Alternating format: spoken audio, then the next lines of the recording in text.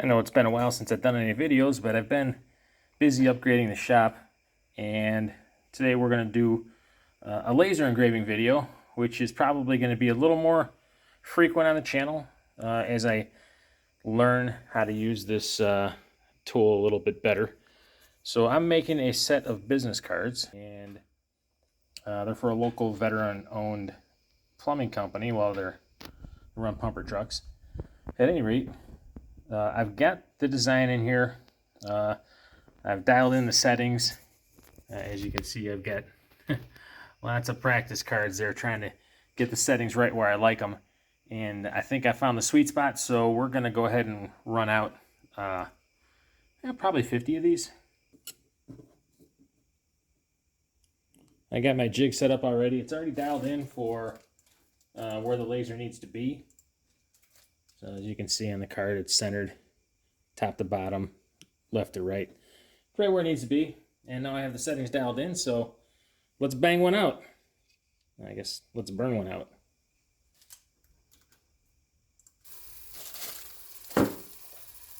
Now I'm running really tight line clearances on this, so the laser is moving 0.03 millimeters per line that it burns. And I got the power dialed down so that it doesn't cause the card to cup, because I've noticed when you put too much power into these aluminum business cards, they have a tendency to curl on you. So by running a fairly high speed at a very low power, you can avoid getting the cupping, and the cleanup pass does a good job of knocking out kind of the dirtiness of it. You'll see what a difference that makes when the laser starts moving from right to left here in a second.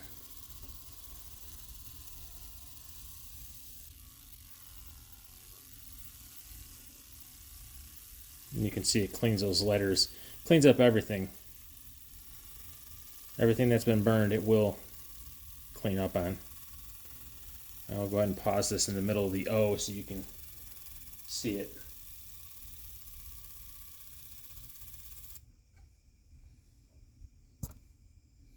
And you can very clearly see the difference between the right side and the left side.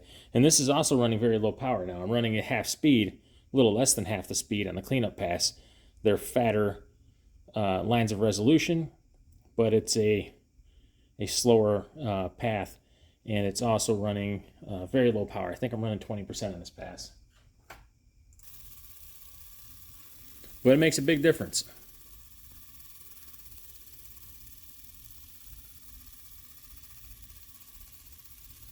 And you can tell how low the power setting is by how quiet it is. My main burn is also on a pretty low power setting. Not as low as this. I believe my main burn is 35%, which is really low. But running lines as tight as the ones I'm running, you kind of need it low.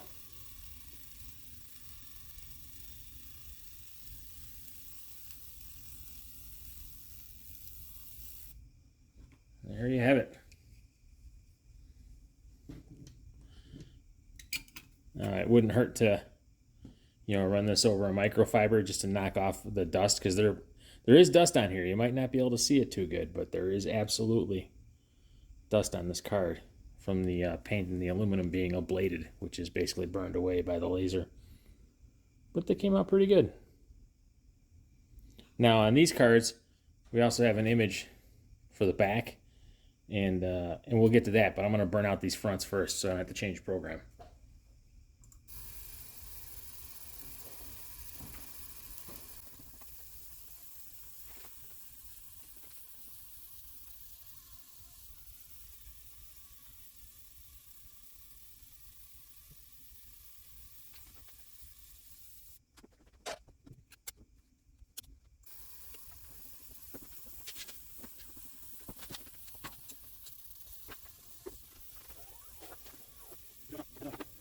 Okay, now we have here the reverse side for the business card.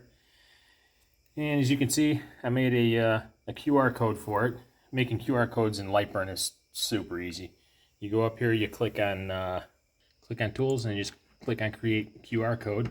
It'll ask you to make a box, and then once you make your box, like I just did right here, you'll enter whatever text you want in there. If you want a website like I did right here, you just type in the web address, and it will make a QR code that when you scan on it, it'll take you right to the website, or it'll ask you if you want to go to the website. At any rate, so here we are. We've got this ready to rock and roll. Now we have a couple of different parameters here. This card, I have a fill image here, which will be the lettering and the QR code. And then I have a line image, which will be the two trucks at the top. Those are going to need different parameters.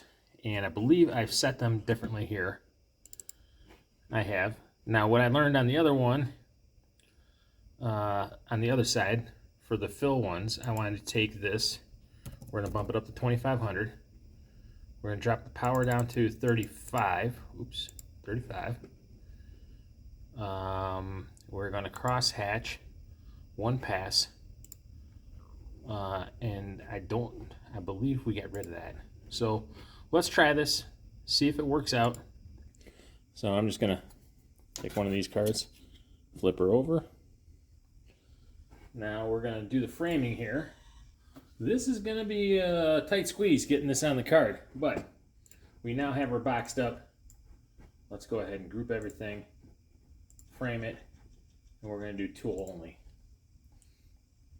Okay, so now I can see that I'm off here. So what I'm going to do is move the laser over. That's a bit much.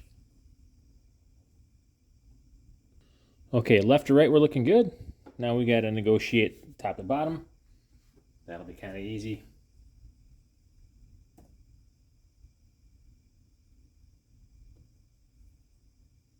Oh, right on the money. We got lucky there. We don't have to negotiate with it too much. All right, let's fire this up. See how she looks. This is the first pass. I hate risking burning a card, but I'm pretty sure these settings are good. Let's turn on the exhaust fan here so we're not breathing in all that ablated paint.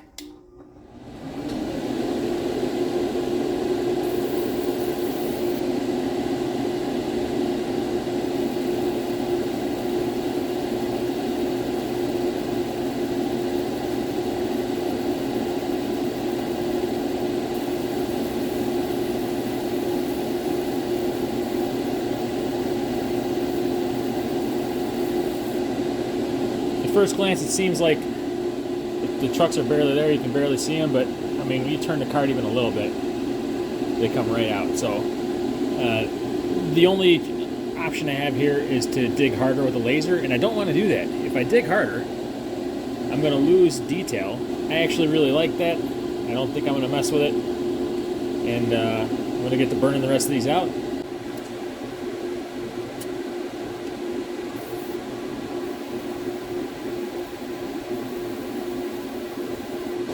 Okay, now there is one detail that I forgot to mention. It's one parameter that I did not change this time around, and that is the line interval. So before I was shooting 0.03 millimeters, now I'm shooting 0.1. So it's much further apart, and you know, I gotta tell you, I think it shows. So I'm gonna go ahead and make that change because I'm seeing a little bit of untidiness around the very edges, and like the E's and the S's.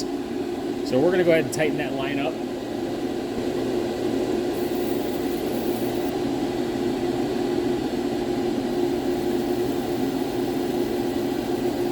This will add a little bit of time to the burn, but it will make the burn a little nicer, so I'm okay with that.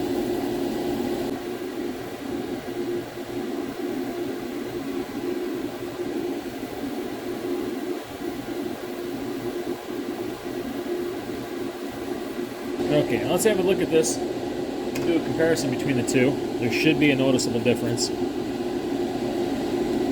So we're looking at the E's and the S's, where they round at the top. It's much different. Well, I shouldn't say much different. It's a noticeable difference to the naked eye. I know it might be a little bit difficult in this video. So what we're going to do is throw it on the microscope real quick and I'll show you. Here is the card that we did with the 0.1 millimeter spacing. Now, let me Let's see if I can focus that just a little bit. It's pretty close. Okay, so you can see, yes, it's a little sloppy. I mean, you know, there's some missed pixels here and there, and it's not quite perfect around the edges. It's not bad, and to the naked eye, it looks pretty decent. But here is the other one where I dropped the line interval down to 0.3 millimeters. Maybe they're the same. Oh no, yeah, that's night and day. That's night and day. This is much better. So we're gonna leave it at 0.3 millimeters. I have the power setting low enough that it's not damaging anything. We're not transferring extra heat or anything like that. You see how fine these lines are. It's just, it's crazy. It's crazy the amount of detail you can fit in here. I mean, here's the wheel. You got all your tread patterns in there. And I mean, look at the size of it. You know, in real life. It's pretty crazy how accurate these lasers can be. So we like these settings. We're going to burn the rest of them off with the 0.3 settings. It was just something I had forgotten to change in the settings, but we've got that fixed now. Let's bang the rest of these out.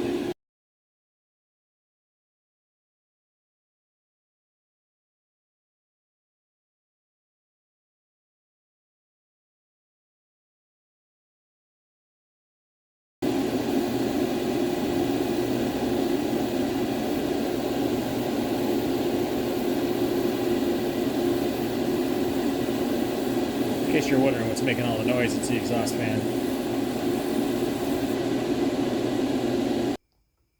Okay, so there are the cards. The QR code does work. I did front and back on all of them. But that's it. I'm using the Monport Gi60.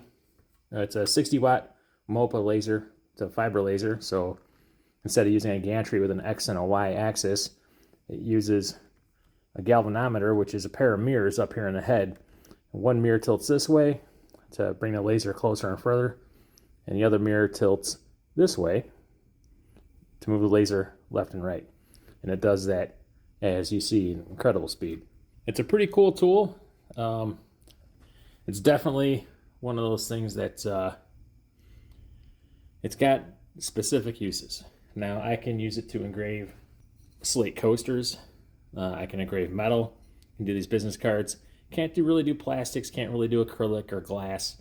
That would be a CO2 laser, and that we'll probably do one of those next summer. But for now, it took me a while to learn the software to do the laser, the fiber laser, and it's pretty cool. It's pretty fun. It's interesting to watch. It's fascinating, really. But that's it.